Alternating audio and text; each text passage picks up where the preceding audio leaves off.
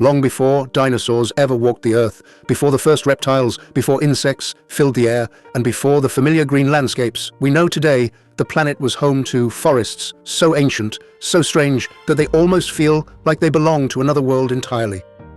These were not forests of towering pines or leafy oaks. There were no flowers, no fruits, no grass beneath your feet.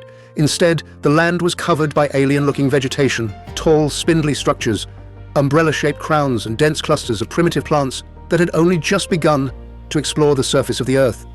To understand these lost forests, we must travel back more than 390 million years into the Devonian period, a time when life on land was still in its earliest stages.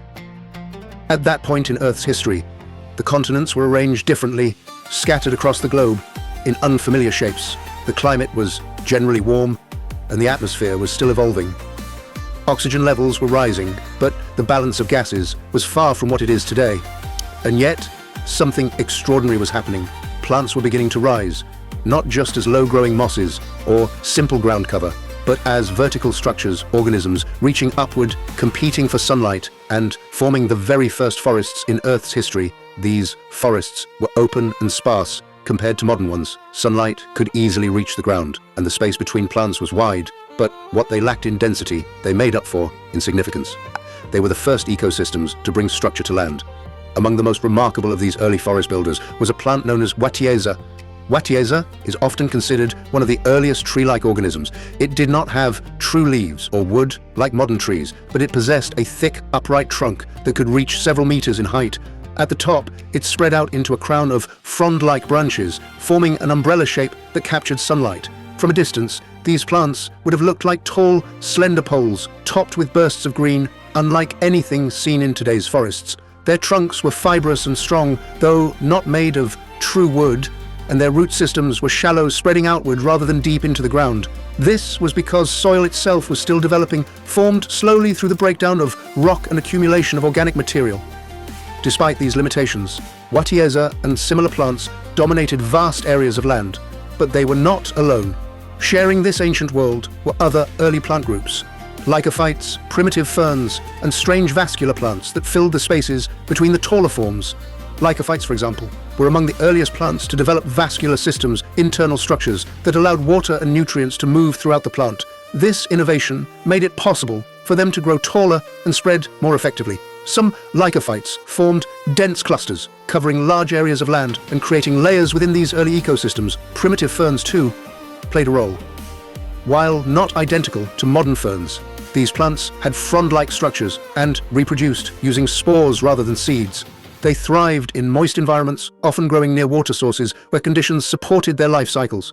Together, these plants created something entirely new: layered ecosystems. For the first time, there was a distinction between ground-level vegetation and taller structures above. There was shade variation and spatial complexity. The land was no longer flat and empty. It had depth. Beneath these forests, the ground itself was undergoing transformation.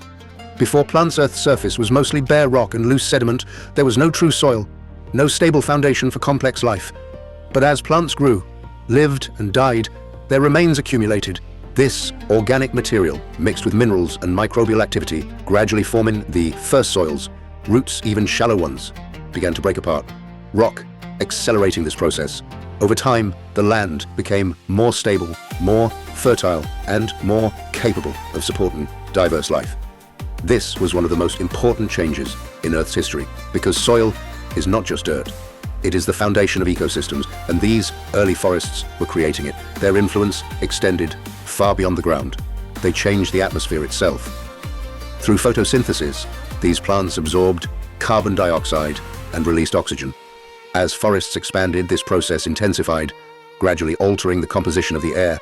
Scientists believe that this shift contributed to significant climate changes during the Devonian period. Lower carbon dioxide levels may have led to cooling trends, while increased oxygen created conditions that would eventually support more complex life forms. But the impact of these forests did not stop there. They reshaped the planet's waterways. Before plants took hold, rivers were wide, shallow, and unstable. Without roots to hold soil in place, water flowed freely across the land, constantly changing course. But as plant life spread, roots stabilized. Riverbanks, sediment became trapped channels, became deeper and more defined. Water began to flow in more consistent patterns. In many ways, this was the beginning of modern river systems. Landscapes that once shifted unpredictably became structured and stable. The Earth was becoming more familiar, but still very different. Despite their success, these early forests were not permanent. Toward the end of the Devonian period, the planet began to change again. There is evidence of environmental instability, shifts in climate changes in ocean chemistry, and possible fluctuations in oxygen levels. These changes are associated with a series of extinction events that affected both marine and terrestrial life. Scientists continue to study exactly what caused these disruptions, but the consequences are clear. Many early plant species declined or disappeared. The forests they had built began to fade. New forms of plant life would eventually replace them plants, better adapted to changing conditions with more advanced structures and reproductive systems. But the original forests, the first forests, were lost. What remains of them today is hidden in the rock record. Fossilized trunks, preserved root systems, and ancient soil layers provide glimpses into this distant past. In some rare locations, entire forest floors have been preserved, frozen in time for hundreds of millions of years. These fossil sites are extraordinary. They reveal not just individual plants, but entire ecosystems. Scientists can study the spacing between ancient trees, the structure of the soil, and even the paths of long-vanished rivers. They can reconstruct a world that no longer exists, a world before dinosaurs, a world where plants were the dominant force shaping the planet. These lost forests tell a story of transformation.